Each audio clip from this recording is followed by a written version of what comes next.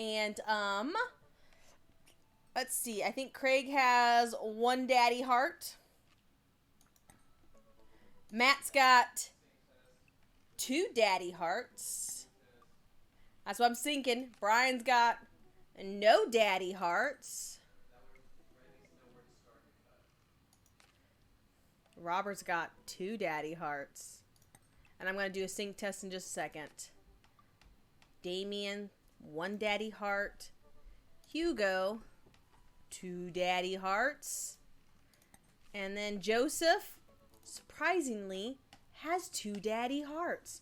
So, Craig, Matt, Brian. One on Brian, two on Matt, three on Craig. Just to kind of sync it up. There we go. So, I do not know what happens if we go to three daddy hearts. Does the game end? Does it keep going? What happens when you do more than, when you get to that three daddy hearts? So, I'm thinking we've been holding off. And bad boy Robert, we're going to go for heart number 3. So that's where we're at today. Hold on, let me get into character here. Sean's got to rustle up his voice so we can get that cool daddy vibes. Get something pulled together, try and reawaken some kind of goddamn memory from red light days and eras. And see what we can pull together. Speaking of those days, The Obama years were very good to me, and I expect the Biden years to be even better. I do too. I'm a rich motherfucker if you didn't know that. So, speaking of red light days and voices and stuff, my God, am I seeing a resurgence in My Immortal, and that is making me so excited. So I've seen it on TikTok. I've seen another VTuber reading it. I have seen the conversation of My Immortal come back. And that is exciting to me. Because that means we can start talking about My Immortal again. And people are going to go like, oh, that. Oh my gosh. That. If you want to turn that one off, since we have that and we can plug the little lights in, that should be enough. My Immortal will never die. It is a piece of classic art. I would say it's a piece of classic Dadaist art. To be honest. TBH. All right. I gotta put my phone down because TikTok's blowing up my phone. I made a couple videos today. By a couple, I mean I made 5 videos with my goddamn stupid puppet. And I love my goddamn stupid puppet so much. But I made 5 videos. All right. Let's go on date number 3 with Roberto. We're going to message him.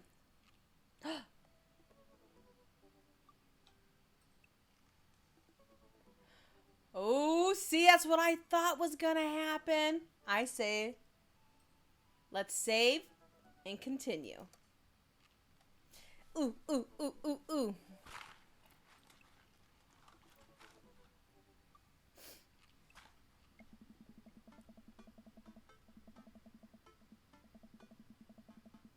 Haven't spoken to Robert since that night we drove out to his thinking spot. Seems unusually somber then. Like, more so than the usual amount of somber that Robert is, which is already quite a lot. I've been thinking about him and hope he's doing okay. Yeah, I'd be reluctant to reach out to him too after he takes you out to the woods. Going out to the woods? Talking about monsters? Whittling sticks? Yeah. Let's message him. He messaged us. There's a flurry of them. Oh, he wants to get his drink on with me, I guess. Yeah, dude. Right now, why? No, let's just do yeah, dude. Let's just hang out. King K here. Robert, buddy, tonight we ride. Yes. What? Oh, wow. This is more than an hour's notice. This This is monumental. So we call for the daughter. And she's playing some strange music, yeah, I guess. What up, Daddo? Aww. Yeah, I got friends. Yeah, as a dad, I have friends. Oh, she's happy for me. Aww. She's listening to sad shit. What would Grandma think? The Smiths. That's so funny. There's so many musical references in this game. It is kind of funny to me. Talking about Thomas Elliot. Thomas Elliot. Oh man, let's not talk about Tom's End. Lighten up a bit for Grandma. To her sad shit. Alright, put on my going on coat and I walk over to Jim and Kim's. And I spot Robert leaning against the brick wall, smoking a cigarette. I get closer. I realize that he looks a little different. Cleaner, perhaps. Seems he combed his hair and his clothes are less wrinkled than usual. Yo! Hey, Did you take a shower just for me? I'm working on my relationship with existence. We both stand there for a second and don't say anything. Robert finishes his cigarette and abruptly goes inside. I follow. By the time we're inside, he's ordering 2 whiskeys.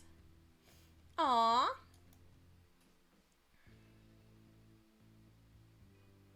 You know what?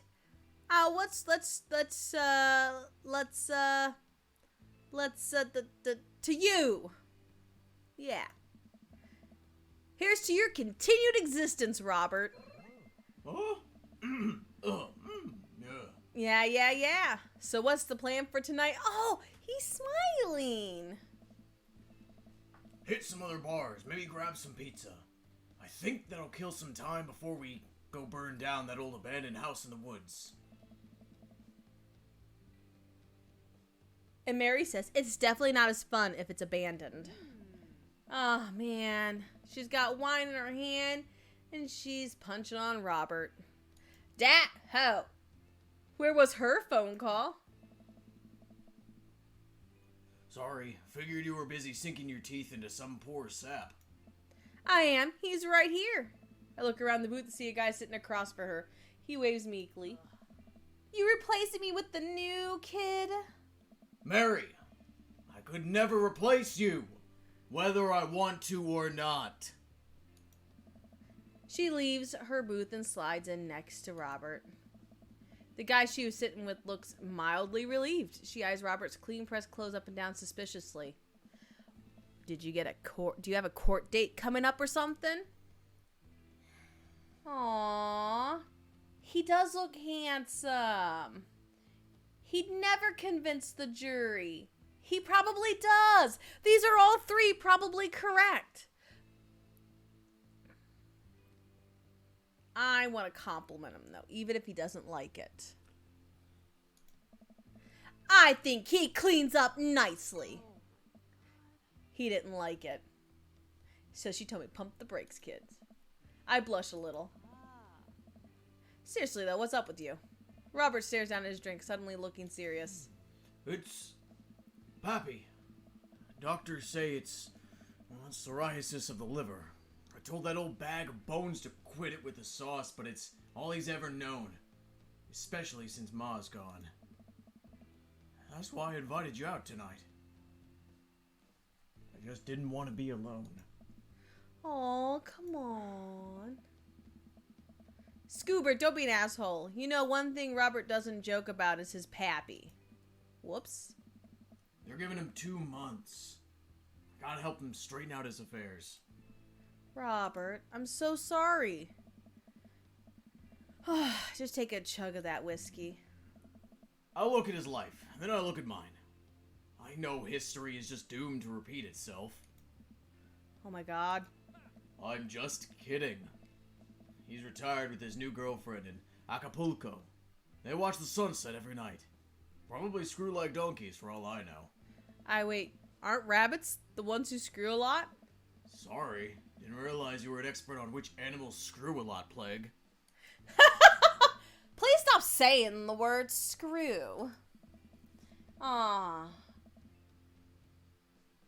Robert finishes his drink and slides it away from him. He gets up out of the booth. Me and Scoobert are gonna hit the bricks. So where are you coming with? Mary casts one last glance at the sad sap she's been hunting and downs the rest of her wine in one gulp. This place is always dead anyways.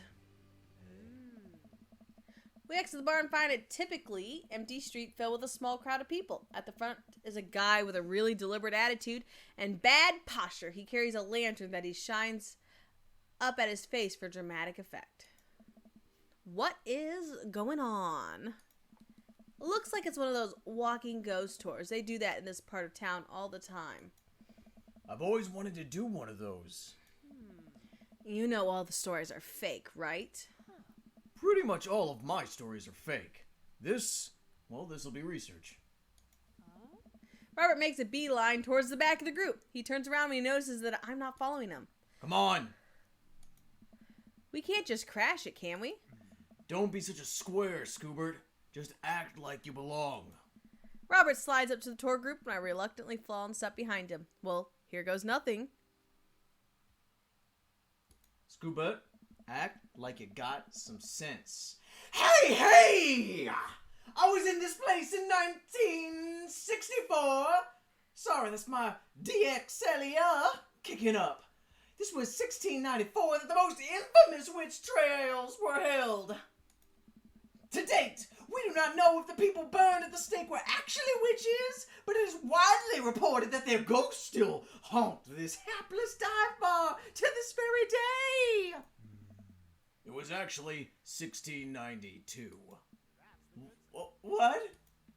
And the site was over by the coffee shop down the road.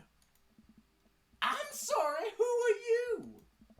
Daniel McSturgis, ghost historian. And this is my colleague, Doctor. Dr. 90s reference. Oh, no, we're going to go with Dr. 80s reference. Dr. Loomis, paranormal investigator extraordinaire. We're touring America's most haunted locations as research for our new books. You may have seen our guest cameo on Paranormal House Hunters, the Extreme Editions, of course. A couple people in the group start nodding. Man, Robert is good at this. Are you guys part of the group? I don't remember seeing you at the first stop. We like to keep a low profile. As you know, it's easier to catch ghosts that way. They've definitely been here, standing next to them the whole time. Thank you, random lady. I do not know. As I was saying, the epicenter of paranormal activity can be found at the Coffee Spoon over there. The man who runs it has been plagued by haunting since he signed the lease. Damn near drove him mad. But whatever you say is cool. I guess it's your tour. Man, I didn't know about Matt. Wait. Robert's just making this up. The rest of the tour group listens intently to Robert's every word. I think the tour guide can tell that he's losing his group, and he seems to be getting flustered. Thank you for your contribution and knowledge, Mr. McSturgis. Let's move on to the next haunted location. Robert, Mary, and I follow the group down the street. That tour guide shirt is cool. Yeah, everyone in the group gets one if we make it to the final location. I turn to Robert and grab him by the shoulders. I need that t-shirt, Robert. Well, guess we're going in for the long haul then. Just follow my lead. Don't arouse too much suspicion, and we'll have cool ghost shirts in no time. Our group arrives at an old, decrepit colonial-style house. A quick pause in the tour. My name is Quinn, but most people on the ghost tour circuit call me Tour Master Quinn. I'm a DJ, trivia master, and part-time actor. I do private ghost hunting events, birthday parties, MC bar mitzvahs, and perform traditional vaudevillian mime work. He gives out headshots to all of us. His resume's on the back. I can't imagine this guy shutting up to be in mime, though. Stage combat experience. Anyway, here's a little bit of history for all of you. This was the home of noted American author Dorothy Pembridge, whose prose was widely popular in the late 19th century. It was in the attic of this very home where she wrote such classics as The Ghost Diaries of Victorian Mistress, Lady Fitzwilliam's Courtship, and The Ghost of Sea Captain Reginald Barclay. She unfortunately died of consumption shortly after the turn of the century, but several people have reported that on some nights you can see a light from the attic where the ghost of Miss Pembridge continues to work on her latest bestseller. I guess you could say that she was consumed by her work. You suck. No reaction from the crowd. This guy needs to work on his dad jokes. Actually, consumption is the popular cover-up. Little known fact is that it was a murder-suicide. I'm pretty sure she died of consumption. Sure. And we definitely didn't hire Stanley Kubrick to elaborately fake the moon landing. That's the watered-down, censored version they teach you in school, but if you can't handle the real story, I understand. It's not for the faint of heart. Kid, we... I think everyone would much rather hear what this world-renowned ghost historian has to say. Right, everyone? The group murmurs in agreement. This is a topic we cover extensively in our book. Dr. Loomis, would you care to tell the story? Oh, fuck. Riff something highbrow, or go with something I know, or rely on amazing improv comedy skills. What? Dad jokes. What did we say? What was the conclusion of dad jokes? What did we say? Fuck improvers. Fuck improvers, that's what we said. So go with something I know. Always go with something you know, because you're never lying if you go with something you know. And I already know that I suck with highbrow shit, so. In the 19th century, Dorothy Pembridge was credited for protecting New York City from potentially world Indian paranormal forces, despite her success as her ragtag group of ghost hunters were disbanded by government officials. However, after learning that the ghost of Vigo and the Capathan has taken an interest in her son, she and her ghost-busting friends launched a mission to defeat the ghosts and once again save New York City. Hey, that's... Wait, that... Isn't that the plot to... Nope, it's not. Yeah, got the dick react. There you go. What an interesting story! Now, I just want everyone to know that the next location is extremely terrifying. Ooh. If anyone thinks they can handle it, feel free to excuse yourself.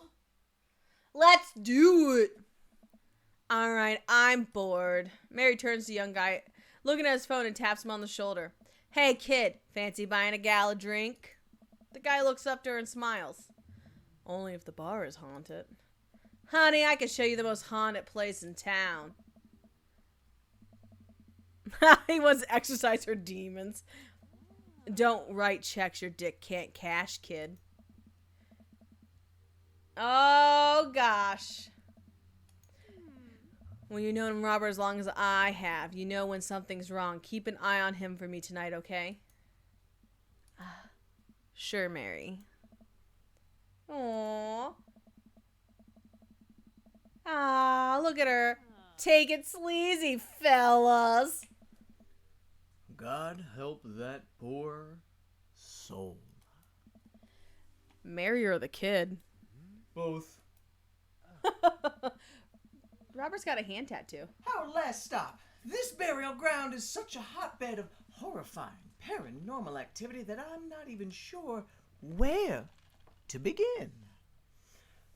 There's the wailing ghost of the Wharf Man, the vampire of Maple Bay, and the children of the moonlight. What about the Dover ghost? By this point, our tour guide's clearly irritated with us. What about it? Oh, nothing.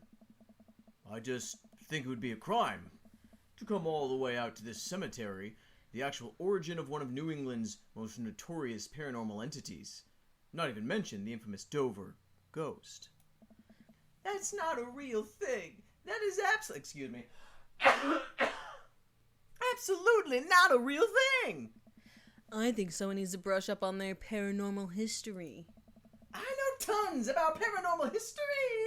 I know every ghost story in this area. I can guarantee there's one you don't know. Robert looks over at me and smiles. Would you folks care to hear the tale of how Loomis and I met? No. Yeah. Okay, fine. Tell the story. Fine. Well, it was a dark and stormy night. I wasn't always a paranormal investigator. Way back when, I was just a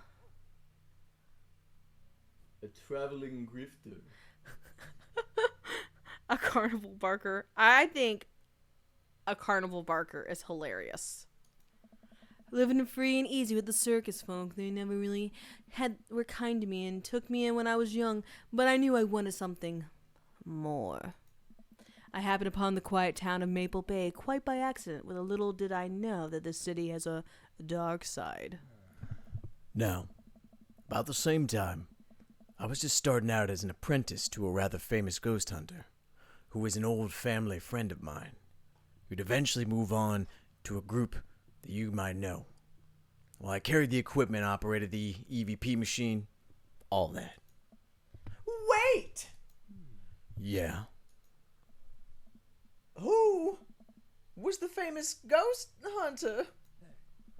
Well, I don't like to name drop, but Steve Boring. Oh my gosh! Steve Boren! They're a legend! You know them? Know him? Amazing person.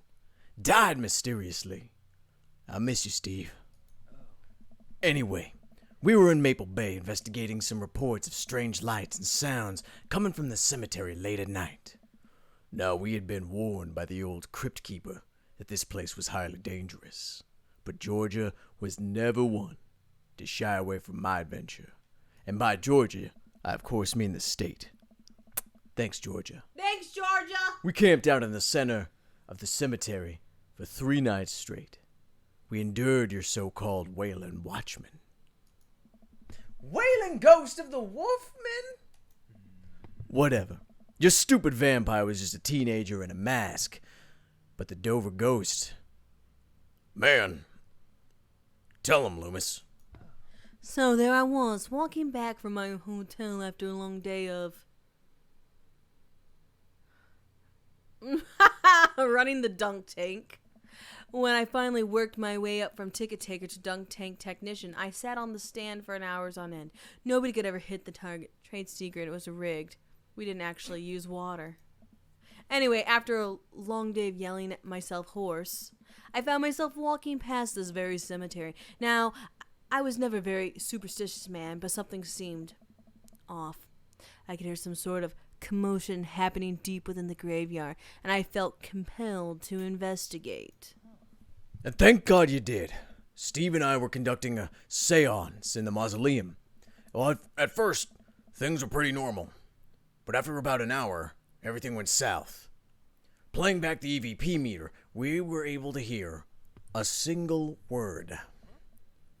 Run. Run.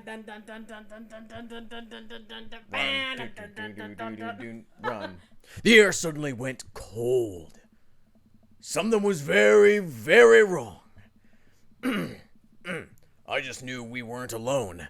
we started to hear this faint, distant scraping noise, like something being dragged across the ground. It got louder, louder, until it was deafening.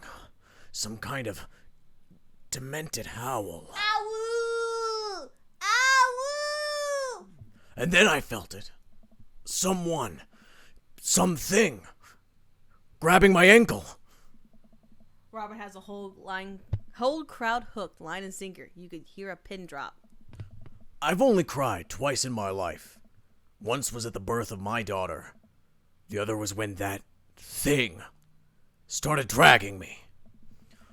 I wasn't sure where it was taking me, but knew it was no place I wanted to go.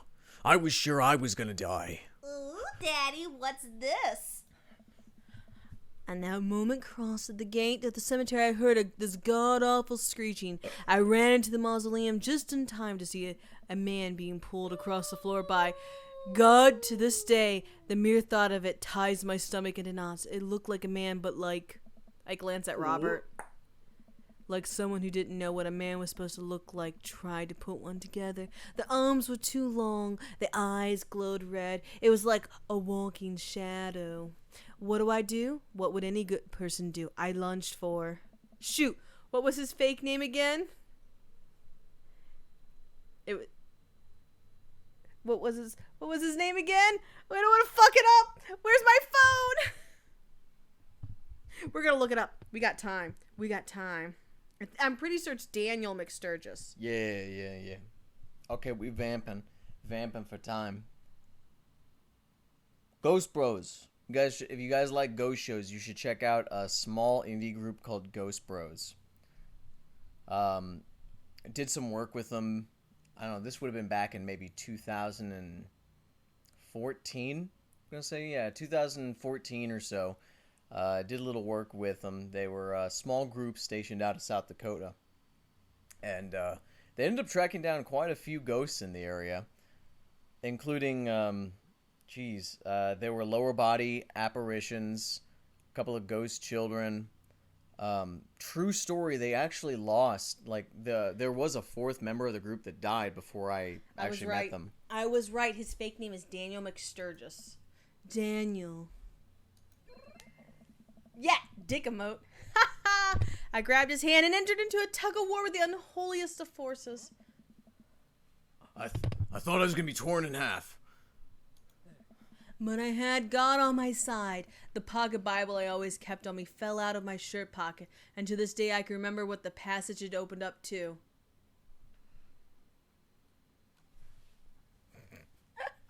Austin 3:16 would only work on Hugo. Only two of those are... Wait, is that actually a book? It is. Was that old?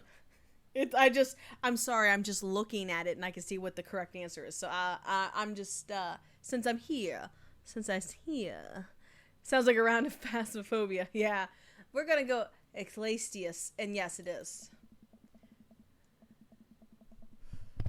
Then shall the dust return to the earth as it was, and the spirit shall return unto God who gave it. I have no idea where Robert pulled that verse from. What a horrifying growl. The entity finally relented. Daniel and I collapsed onto the ground, exhausted. We were both covered in blood. The damn creature clawed into my chest, got me real good. I had to get 16 stitches, if you'll believe it. Robert pulls down the collar of his shirt to reveal a long wicked star across his pecs. And that's how I got this scar. I followed, Steve to the ends of the earth. We faced exorcisms, demons, poltergeists that threw our equipment across the room. But I had never, ever seen Steve so scared. They were never the same after that. Maybe neither was I. Watching what happened to Daniel and Steve shook my faith, but I came out of that experience a better man and a better friend. And we've been brothers ever since. The tour guide group gives a round of applause as Robert and I share an emotional hug. He embraces me. I can smell the cologne on his neck. Wow, Robert does clean up good. I found myself lingering a little too long on the hug. The tour guide seems to have bought it, but he's even wiping tears from his eyes. Thank you. Thank you. It's an honor to be able to share our story. Be sure to watch out for our book. Paranormal Excursions to Supernatural, Ice Road Ghost Truckers, The Bro's Guide to the Hottest Ghosts, or I Saw a Demon, The Shocking True Stories of Seeing a Demon. Well, I think you both definitely earned your t-shirts. Tour guy hands us the coveted t-shirts. He then slips us both his business card and leans in close. If you guys are ever in the need of a professional actor, balloon animal artist, Elvis impersonator, I don't know, nude model, just contact me. You got it, buddy. After a couple tourists take selfies with us, we split away from the group and walk home. Aw, yeah. That was incredible! I really can't believe they bought all of that. I didn't know you had it in you, Scoobert. Oh, excuse me. Dr. Loomis. That bit about the pocket Bible was aces. Although giving the Dover ghost glowing red eyes was a little, cliche. And the Cooper conspiracy theory bit wasn't? All part of the character.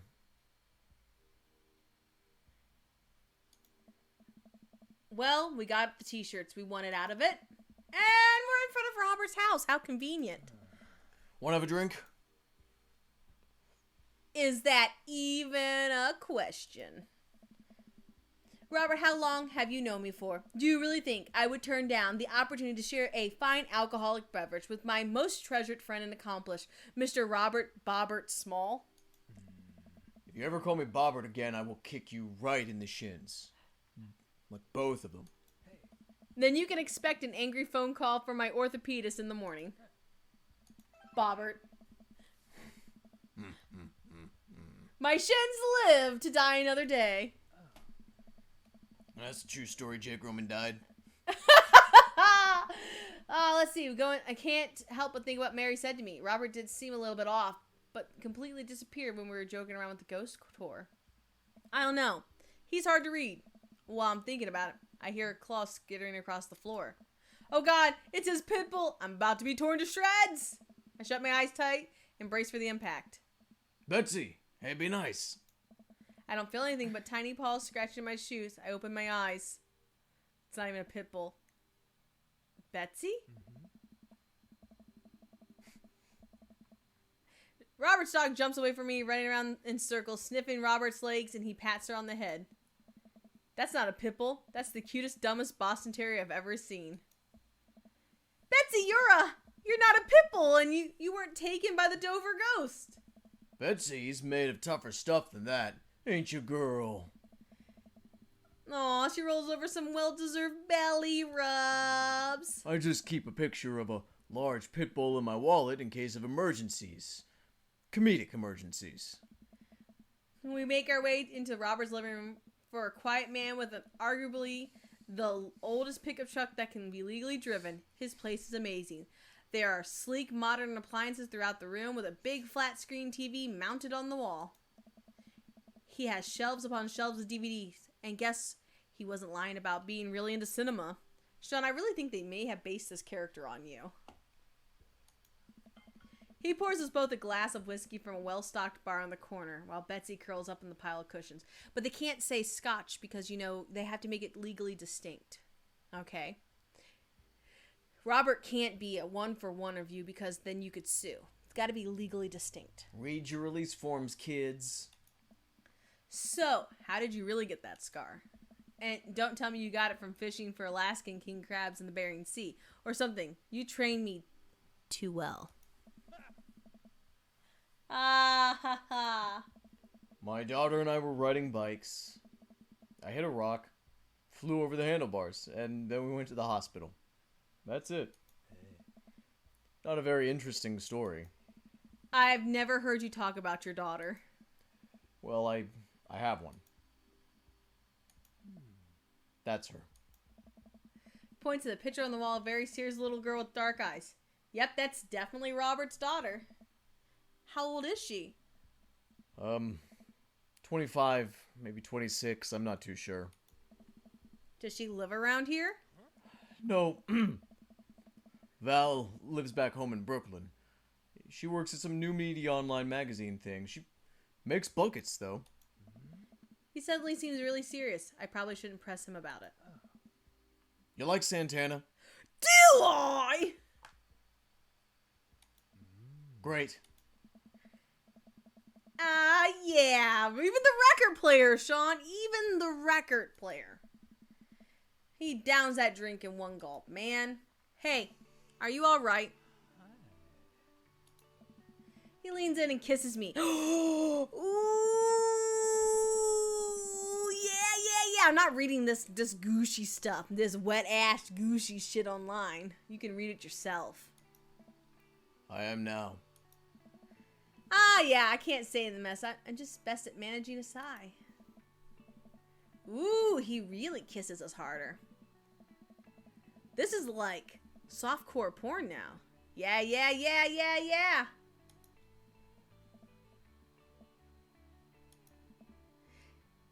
It's not that, it's just... Oh, yeah. Yeah, stop. No biting? No, actually, I love biting. It's just... something's up.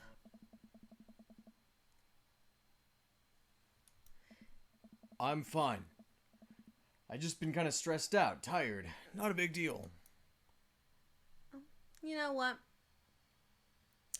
He will tell me when he's ready. Okay. Okay. He wanted me to push it. Oh, yeah. Okay. Fade to black. Yep. That was really, thank you. Yeah. Well, I'm gonna go to sleep. Aww. Oh, And, he's kicking me out. You're going home. Oh. Haha, okay. You're serious. Okay. Ha. I'll see you around, I guess.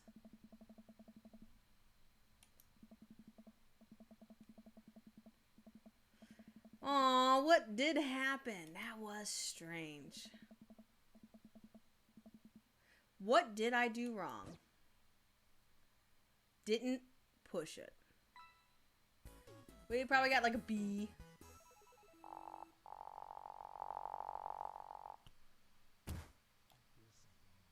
Ooh. I hit 2 negatives, and when you're on that third date, those two sours can ruin a lot.